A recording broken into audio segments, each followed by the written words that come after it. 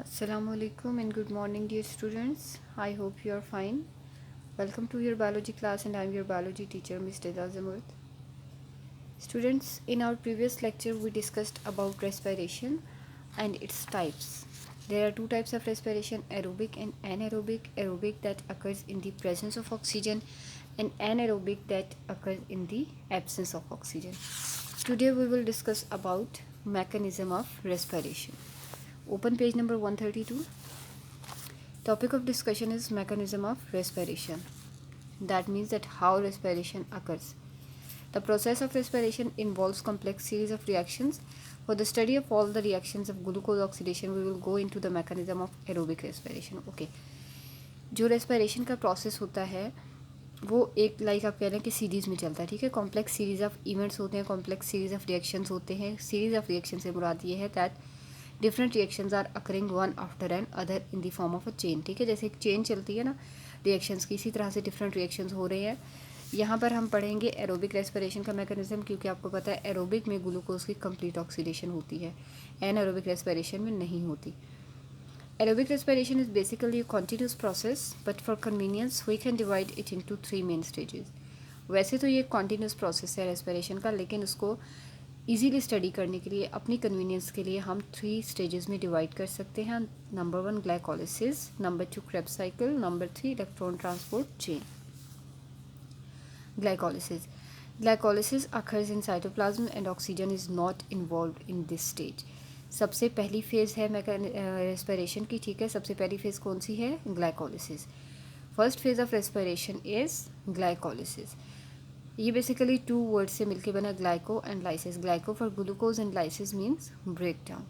It occurs in cytoplasm. ये cell के cytoplasm में होता है, ठीक है. ग्लाइकोलिसिस जो है सेल के साइटोप्लाज्म में होता है और इस स्टेप में अभी ऑक्सीजन इन्वॉल्व नहीं होती.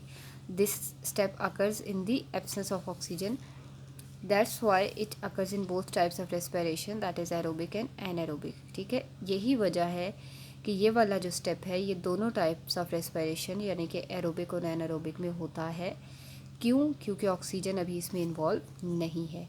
ये फेज़ सेम है दोनों में, एरोबिक रेस्पिरेशन और एनारोबिक रेस्पिरेशन दोनों में ये फेज़ क्या है? सेम है, ग्लाइकोलिसिस. अब होता क्या ग्लाइकोलिसिस में? जो ग्लूकोज है, glucose as you know that glucose is 6 carbon compound, ठीक है. फार्मूला क्या है ग्लूकोज का? C6H12O6. 6 कार्बन कंपाउंड यानी कि ग्लूकोज जो होता है that is broken down into 2 molecules of pyruvic acids. एक मॉलिक्यूल जो होता है ग्लूकोज का यानी कि 6 कार्बन कंपाउंड, वो ब्रेक डाउन हो जाता है 3 कार्बन कंपाउंड्स में. उनको हम क्या कहते हैं? Pyruvic acid. ये साथ साथ इसका फ्लो चार्ट भी आप देखते जाइए, ये बहुत इंपॉर्टेंट टॉपिक है, ठीक है. इसकी डिस्क्रिप्शन भी और इसका फ्लो चार्ट भी. ये ग्लाइकोलिसिस है ग्लूकोज, ठीक है. ग्लूकोज का ब्रेकडाउन होता है in the absence of oxygen. ADP और एनएडी जो होते हैं they provide energy. 2 molecules of pyruvic acid are formed and then ADP और एनएडी से क्या बनता है? इनकी भी ऑक्सीडेशन होती है, ATP plus NADH. Okay, sorry, इनकी रिडक्शन होती है. Then next phase is Krebs cycle. Simply glycolysis में क्या हुआ? Glucose is broken down into 2 molecules of pyruvic acids. Now Krebs cycle में क्या होता है? अच्छा, बेसिकली हमने बात की स्टार्ट में कि रेस्पिरेशन जो है it involves complex series of reaction. Series of reactions का मतलब ये होता है कि एक रिएक्शन की प्रोडक्ट अगले रिएक्शन का रिएक्टेंट होती है, ठीक है. रिएक्टेंट और प्रोडक्ट्स का कॉन्सेप्ट आपको है ना. रिएक्टेंट्स वो होते हैं विच कंबाइंड फॉर्म न्यू थिंग्स, और जो न्यू थिंग्स बनती हैं दैट आर प्रोडक्ट्स. सो यहाँ पर फर्स्ट फेज़ की जो प्रोडक्ट थी pyruvic acid, now it will react as a reactant in next phase that is Krebs cycle. Krebs cycle में क्या होता है? पायरुविक एसिड्स मॉलिक्यूल जो होते हैं they are completely oxidized along with formation of ATP, NADP, NADH and FADH, ठीक है. Pyruvic acid molecule की कंप्लीट ऑक्सीडेशन हो जाती है, उसके साथ साथ एटीपी, एनएडीएच और एफएडीएच बनते हैं. These are high energy molecules. Before entering in Krebs cycle, pyruvic acid is changed into a 2 carbon compound called acetyl-CoA. Before the start of Krebs cycle, what happens?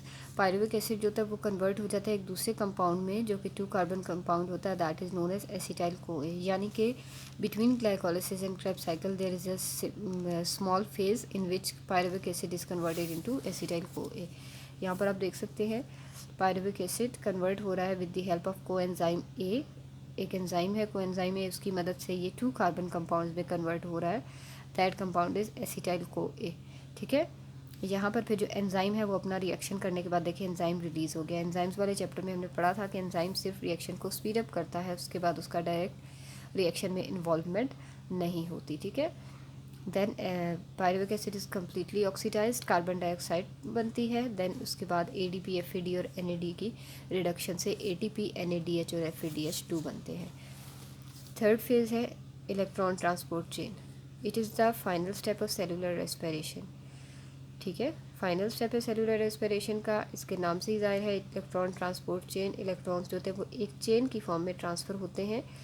It is a transfer of electron on an electron transport chain. अब इसमें क्या होता है, electrons कहाँ से आते हैं, NADH और FADH जो होते हैं, जो बने थे क्रेब्स साइकिल में, NADH और FADH जो क्रेब्स साइकिल में बने थे वो इलेक्ट्रॉन्स और हाइड्रोजन रिलीज़ करते हैं। ठीक है, अब ये प्रोडक्ट्स थी यहाँ पर ये किसके तौर पे एक्ट कर रही हैं, रिएक्टेंट्स के तौर पे। NADH और FADH2 क्या करते हैं, इलेक्ट्रॉन्स रिलीज़ करते हैं। These electrons are taken up by a series of electron carriers. ठीक है, फिर इलेक्ट्रॉन कैरियर्स होते हैं, वो इन इलेक्ट्रॉन को कैरी करके ट्रांसपोर्ट करते हैं through a chain.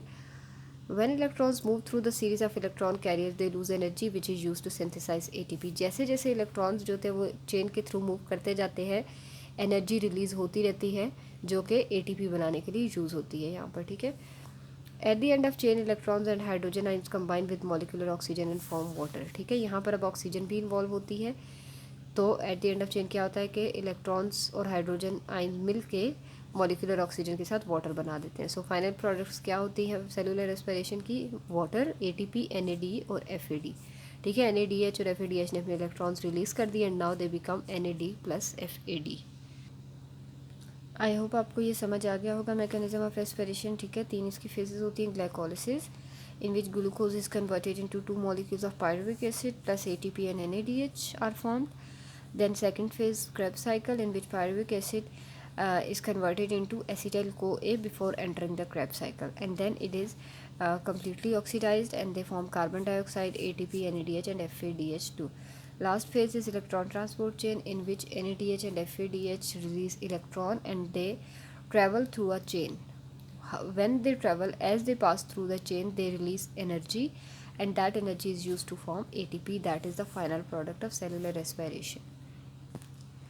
Then come towards next page। ये एक छोटा सा टॉपिक है the energy budget of respiration. ठीक है, कि एनर्जी बजट कितना है, कितने ATPs बनते हैं, कितने यूटिलाइज होते हैं। NADH जो होता है, NADH का हर मॉलिक्यूल इलेक्ट्रॉन ट्रांसपोर्ट चेन में 3 ATPs प्रोड्यूस करता है, जबकि जो ग्लाइकोलिसिस में NADH जनरेट हुआ था it gives 2 ATP because 1 ATP is spent to transport it across the mitochondrial membrane. क्योंकि ग्लाइकोलिसिस जो होता है दैट अकर्स इन साइटोप्लाज्म और बाकी स्टेप्स जो होते हैं वो माइटोकॉन्ड्रिया में होते हैं। सो जब ग्लाइकोलिसिस हो जाता है साइटोप्लाज्म में तो NADH जो बना था वो ट्रांसफ़र होता है माइटोकॉन्ड्रिया में। That's why 1 ATP is spent, उसको ट्रांसफ़र करने में 1 ATP खर्च हो जाता है, 2 ATPs बच जाते हैं। और जो FADH2 है वो 2 ATPs प्रोड्यूस करता है। और अभी हम यहाँ पे देखेंगे कि टोटल ATPs कितने बनते हैं। एनारोबिक रेस्पिरेशन की में जब ग्लूकोज की ऑक्सीडेशन होती है तो सिर्फ 2 ATPs बनते हैं, क्योंकि एनारोबिक रेस्पिरेशन में कोई क्रेब्स साइकिल और इलेक्ट्रॉन ट्रांसपोर्ट चेन नहीं होती because anaerobic respiration occurs in the absence of oxygen. ठीक है, एनारोबिक रेस्पिरेशन में सिर्फ ग्लाइकोलिसिस का स्टेप होता है, उसमें कोई आप कह लें कि क्रेब्स साइकिल वगैरह नहीं होती।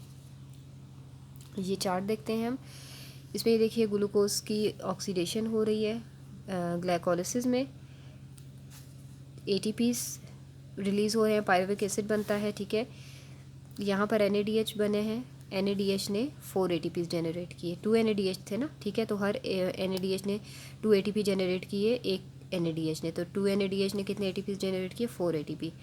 फिर पायरुविक एसिड के बाद एसिटाइल CoA में कन्वर्ट होने से पहले फिर 2 NADH ने कितने ATPs जनरेट किए, 6 ATPs। यहाँ पे 6 क्यों है और यहाँ पे 4 क्यों है, क्योंकि यहाँ पर 2 ATPs खर्च हो गए हैं NADH को ट्रांसफ़र करने में। ग्लाइकोलिसिस होता है साइटोप्लाज्म के अंदर, बाकी के 2 फेजेस होते हैं माइटोकॉन्ड्रिया के अंदर। तो जब ग्लाइकोलिसिस हो जाता है NADH ट्रांसफ़र होता है माइटोकॉन्ड्रिया में। ठीक है, so that's why 2 ATPs are spend. यहाँ पर 2 NADH से बने 6 ATPs एंड देन यहाँ पर क्रेब्स साइकिल में 6 NADH ने कितने ATPs बनाए, 18, because each NADH is generating 3 ATPs, so 3 6 are 18. 2 FADH generated 4 ATPs और 2 ATPs यहाँ पर फाइनल प्रोडक्ट थी। टोटल नेट यील्ड जो होती है दैट इज़ 36 ATP। ये है कैलकुलेशन किसकी, एरोबिक रेस्पिरेशन की। एन एरोबिक रेस्पिरेशन में क्योंकि क्रेब्स साइकिल और इलेक्ट्रॉन ट्रांसपोर्ट चेन नहीं होती, सो that's Y they produce only 2 ATP of energy. So that was all about today. Allah Hafiz.